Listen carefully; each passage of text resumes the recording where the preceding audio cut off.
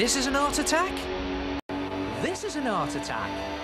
This is Art Attack.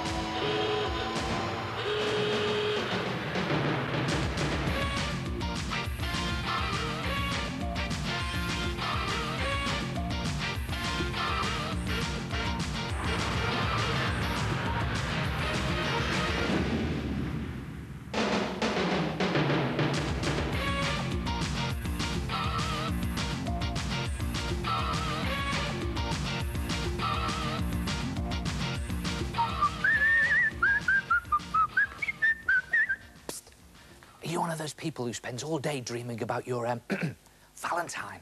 You know what you need? A heartthrob. And here it is. Watch this. There she is. Say nothing. Come and have a look at this.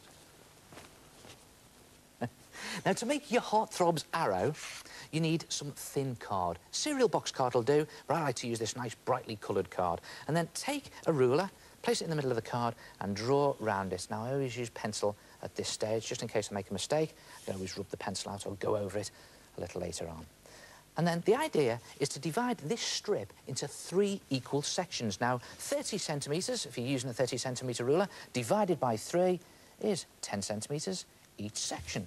And there it is, one there and one there. So you've got 3 sections. Now I want to divide this middle section into 3 equal blocks. So 10 centimetres divided by 3 is 3 1/3. You can take some time over this. I'm just doing it quickly to show you. So we've got 3 equal sections and 3 equal boxes in the middle section. Then just put an S in the right-hand box, because that's going to be your secret box for your heartthrob. Now, to turn the whole thing into an arrow, just put a tip on it there, like that, and a feathery tail up there, like that, and then cut the whole thing out, and you have something that looks like this. And then place that arrow shape onto another piece of thin card. Just place it in the middle, and the idea is to draw a heart shape that's slightly wider than your middle section. So I'm just going to draw it around the arrow, like that. And again, I'm using pencil, because if I make a mistake, I can always rub it out or just alter it as we're going. And just bring the heart down to there, I think.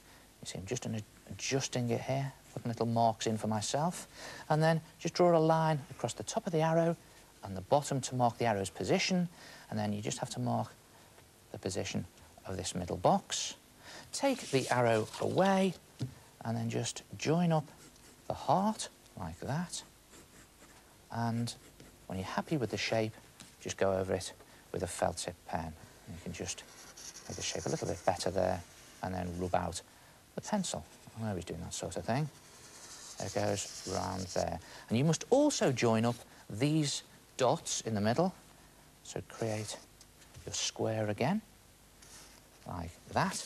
And then cut out the heart and cut slots into these 2 lines so that you have something that looks like that. There's my heart shape, and you see I've cut my slots into those 2 middle lines.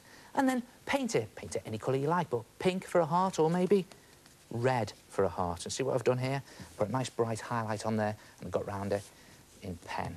And then on your arrow strip, just colour the middle box, the same colour as your heart, and then cut out a picture of your heartthrob or your Valentine to fit that secret box there, and just a dab of glue on the back. Again, you can take your time doing this. I'm just going to do it quickly there to show you, and just place that carefully into position there. And then you can decorate the rest of your arrow using gold or silver pen. I like using these silver pens, very effective. Just do the feathers there, and you can finish the whole thing off, and you'll have something that looks a little bit like that. And then it's just a case of threading the arrow through the heart, just very carefully, whoops, through there, and just pull it through. It's a bit stiff to start with, and there it is. And then just give it a tug to reveal your heartthrob. And there she is. and don't tell anyone.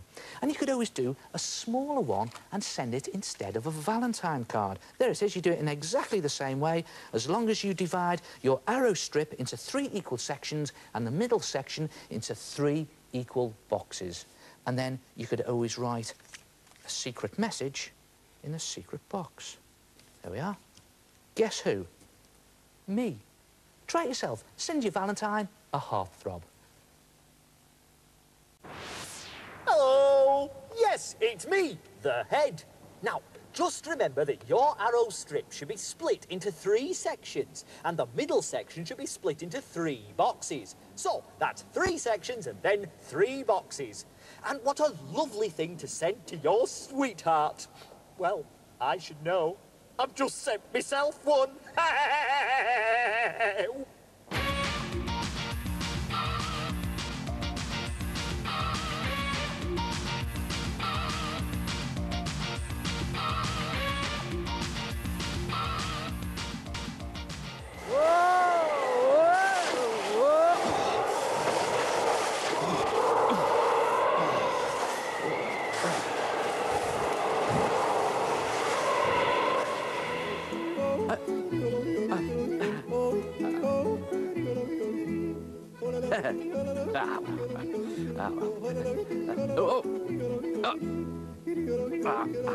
Boots. Come on.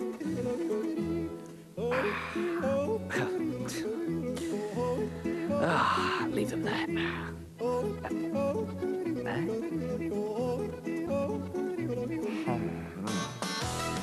Yep, I think this could be a big heart attack.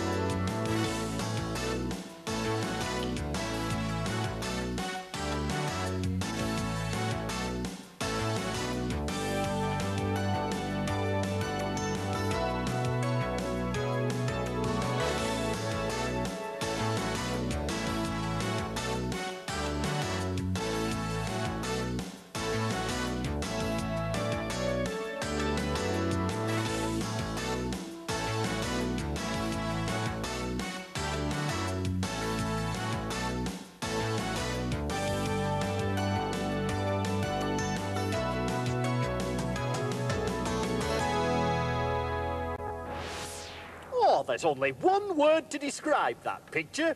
It's cool!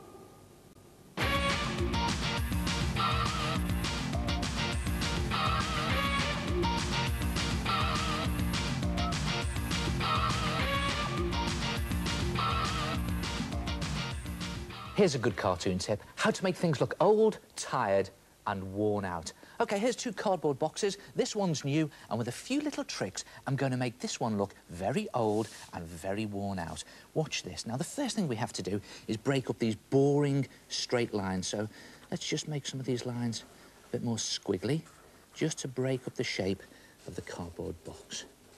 And it doesn't matter that the straight lines are still there underneath. You can still see them. It all adds to the worn-out effect. And then we could put some tears in the box. Just cut little gashes in, one there, maybe one there, and one up in the corner there. And how's about some cracks? Just a spindly line with another spindly line coming off it. Because old things always have cracks in them, don't they? Put one in there, and I think one on this side. Just there like that. And then how about some scuff marks? OK, scuff mark in there. It's just like little bruises in the cardboard, scuff mark over there. What about some other knocks and bumps? Here's a good way of doing knocks and bumps. 2 lines that way and 2 lines that way. 2 lines that way. It's a bit like noughts and crosses squares, isn't it? There, like that. And on old things, you always get patches, so OK. Let's turn those into patches. 1 patch that way and maybe one more. Let's put one on there. We haven't done anything there yet. A patch up there. Now, have you ever noticed the way old things become really smelly? Well, a couple of squiggly lines, and there it is, a smelly cardboard box. And where there are smelly things, of course, you get flies. A couple of dots, little wings on them, and do them buzzing round in little circles there, just lightly drawn like that. And here's another good cartoon tip. They always do this in animation, don't they? If you want to make things look really smelly and really old, just put an old fishbone in it, and it makes it look as if it's really ponging. And there it is, one old, tired, worn-out cardboard box. And it works with people as well. Watch this. There he is, a nice, bright, shining smile on his face, and we'll soon get rid of that. Right. The first thing to do is to break up the smooth lines, just to put his face a little bit out of shape. There, like that. And maybe these eyebrows, make them a bit more wiggly. Wiggly lines always work for old and tired things. Give him a cauliflower nose, break that up a bit. Let's get rid of this smile now. Let's make his lips look a bit puffed up and all out of shape. Now, what about your eyes? Have you ever noticed when you're really tired, your eyelids become really heavy and they come down over your eyes? So, OK, let's bring those eyelids down there, like that. And then some bags under his eyes, and maybe even some bruising, black eye. And you don't really get cracks on your face, but you do get these little veins or bloodshot marks in the eyes. He's beginning to look a right mess, isn't he? Let's give him a few bruises here. Maybe a couple of knocks, the old noughts and crosses knocks. And let's put a plaster on. God, it really does look a mess, this one. There, like that. Oh, and here's a good one. You ever notice sometime in cartoons, your gangsters or your baddies, they've always got real unshaven look to them. What about his hair? Let's mess that up a bit. And let's make him slightly smelly. A couple of lines going up there. And if you do the wiggly lines coming diagonally from his head, he looks really dazed. Let's make him sweaty as well, really smell there. And finally, just knock a couple of his teeth out to make him look really messy. And there it is. And you can try all of these tricks together, or just a couple of them, to make your cartoons look old, tired and worn out. And I know how they feel. Oh, now that's what I call a top tip. Just add things like cracks, smells, beads of sweat, sticking up hair, stubble and plasters. In fact, anything that'll make something look really worn out. That's going to be me in a few 100 years. Hey!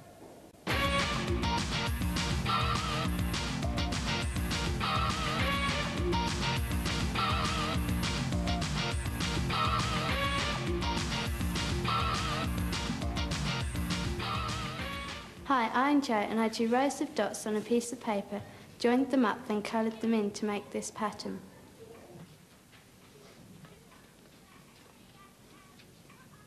Hi, I'm Caroline. I head an art attack by joining dots together to make a symmetrical pattern. Hi, I'm Tom, and this is my symmetrical dot design picture. Yeah, good art attack. Joining the dots to create symmetrical patterns. Try this. Take a square piece of paper and divide it into 4 equal squares using your ruler. Now, it must be accurate, this. And then put a dot at the centre point, like that. And then, using that dot as a guide, draw a row of dots across each of your lines. And the dots have to be 1 centimetre apart. It must be accurate, this. And I'm just doing this one line to show you. But do all 4 lines. And when you've done all 4 lines, move your ruler onto one of the dots, and using this dot as a guide, draw another row of dots right across your paper, again 1 centimetre apart. And when you've completed that row, move your ruler over and do another row of dots using another dot as a guide, and these dots again must be 1 centimetre apart. And by the time you finish this, you'll have driven yourself completely dotty. There it goes. And when you've covered the whole of your paper, it will look like this. Look at that. Dots absolutely everywhere. And then it's a case of joining the dots to create some patterns, but just do it in the bottom right-hand box to start with. Now, what I'm going to do here is join a couple of dots, maybe that one to there, and create a very simple triangle. Now, watch this. When you've done that shape, repeat it in the left-hand box, but a mirror image. So the triangle has to be the other way round. It's still in the same place, still the same distance from that centre line, but it's the wrong way round. And here's the clever bit. Now, you spin your paper, and that's now in the bottom right-hand box. And you copy it again into the left-hand box, but again, a mirror image. So each time, you're copying what's in the bottom right-hand box, and you're making a mirror image in the left-hand box. Spin it again, and there you are, back to the beginning with another mirror image. OK, let's try it with another shape. What about a rectangle? Again, just joining these dots. You can create any shape you like. You just join the dots from dot to dot. OK, and I'm just going to repeat it in the bottom left-hand box. And all the time, I'm repeating the bottom left-hand box, what's in the right-hand box, but just a mirror image. And it can be quite confusing, this, so the idea is to use the dots just to help you out as a reference point. You can count the dots, you can space yourself using the dots, and you can count how many dots you are away from those guidelines. There we are, the final mirror image in there, and it looks like that. And then just keep building up your pattern in the bottom right-hand box, doing a mirror image of it in the left-hand box, and then spin your paper and copy what's in the right, in the left, and spin again and copy what's in the right into the left. And eventually, you'll build up your pattern. And if you haven't gone completely mad by that stage, this will send you completely doolally. Colour in all your shapes and colour in each shape the same colour as its mirror image. So I'm just going to spin that round, and in it goes. Just colour that in there, like that.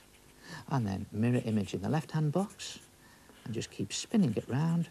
So all the triangles are going to be red, and just keep spinning them round, doing a mirror image, like that. And colour in the rest of your pattern in exactly the same way, just doing a mirror image of what's in the right-hand box in the left. And eventually, you'll have a symmetrical dot pattern. And depending on how you join the dots, you could create a pattern that's any shape and any size. Look at that. Really effective patterns, aren't they? Try it yourself. Symmetrical dot patterns. And I'll see you next time. Ta-ra!